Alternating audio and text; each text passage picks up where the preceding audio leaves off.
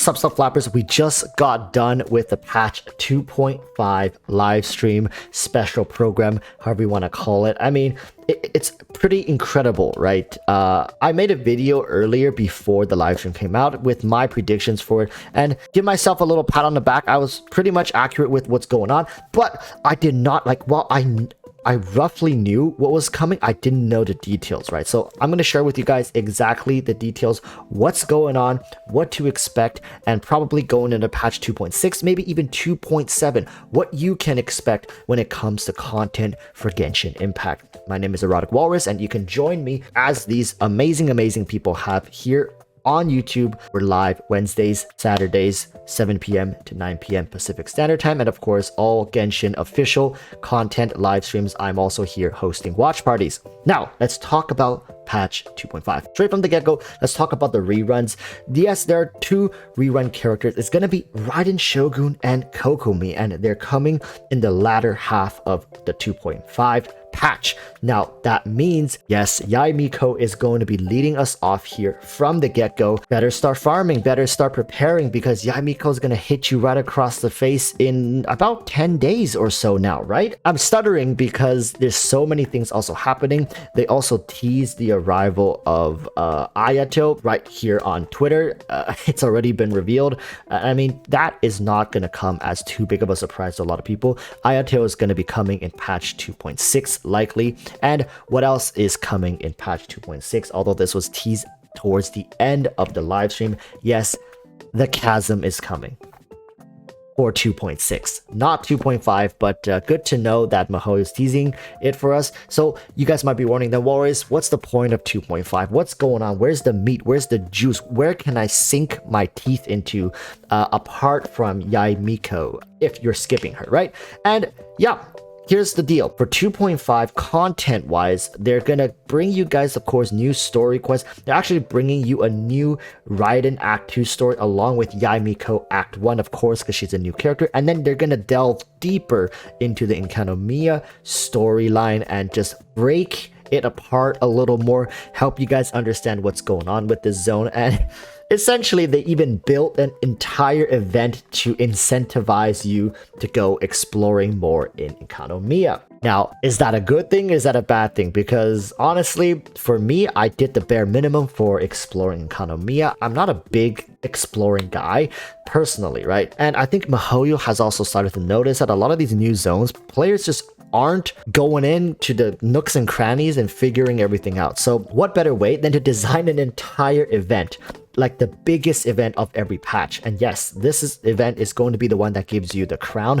It's going to incentivize you to go out and explore Enkanomiya, go look at different things and just figure it out, right? Which is all fine and dandy. Now, what other events are coming? There's some more casual events. There's the duo character event where you need to have pairs of characters and you need 12 characters in total to crush through this event. That one's coming back. They have a new domain, build your own domain event. You can build your own domain and have other players run through your track. Very interesting, very new. That one I'm actually really interested. I even said in my video yesterday that we need more community driven content, right? Can we start a guild or something like that? And here we are.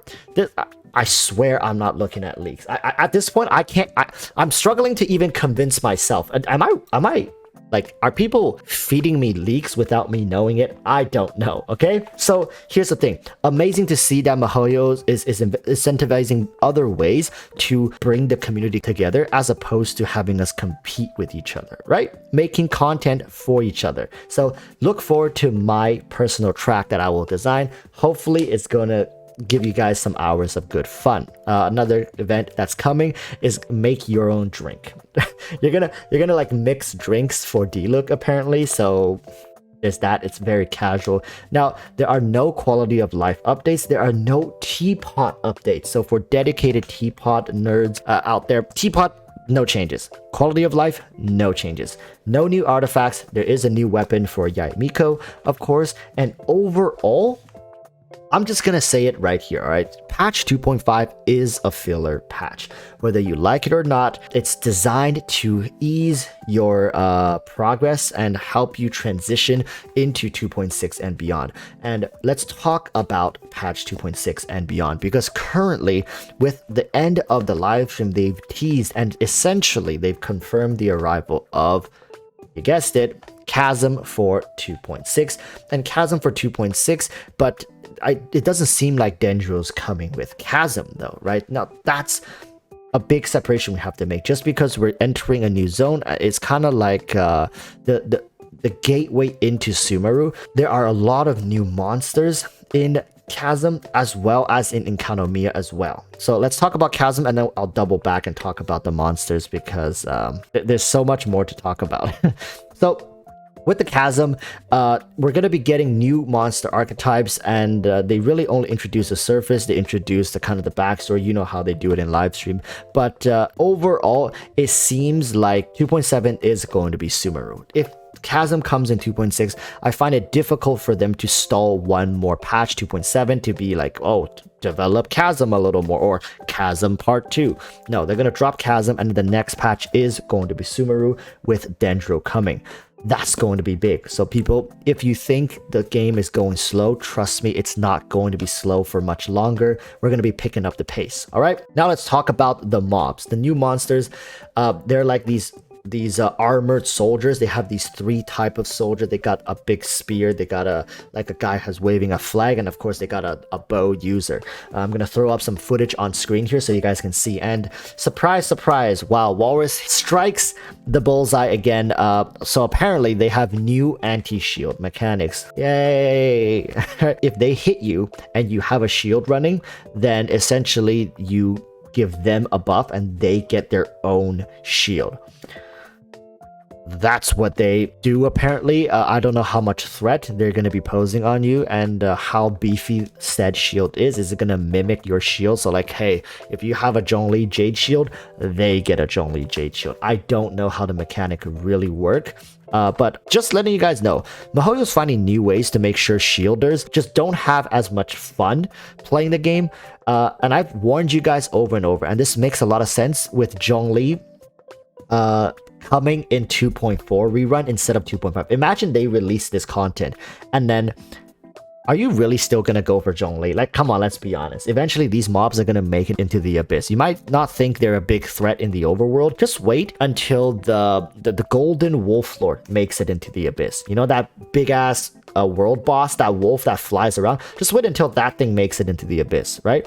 And then we're gonna also get the energy sucking bishops when they make it into the Abyss, and then these soldiers when they make it into the Abyss. And imagine if they are all in the same rotation when they make it into the Abyss. Just let that sink in a little bit, right? Shielders are definitely being targeted here, and I've said over and over again, it's to be expected. And one more thing that I have to show you guys is there's a new weekly boss. Whether you're ready for it or not, whether your Kokoro is up for the challenge, new weekly boss, this one seems to be pretty tough. It seems to be dishing out a lot of damage, not like the other weekly bosses don't.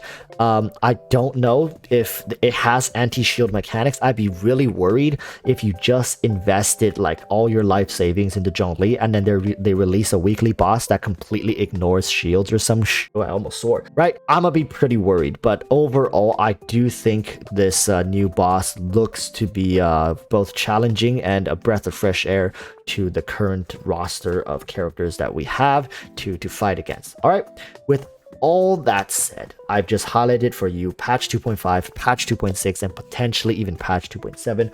Make sure to hit a like, subscribe. I'm going to be doing a giveaway right now with the amazing people in chat and wish them the best of luck. And yeah, I'll see you guys next time. Stay safe and peace. All right, chat, say bye-bye. Bye-bye.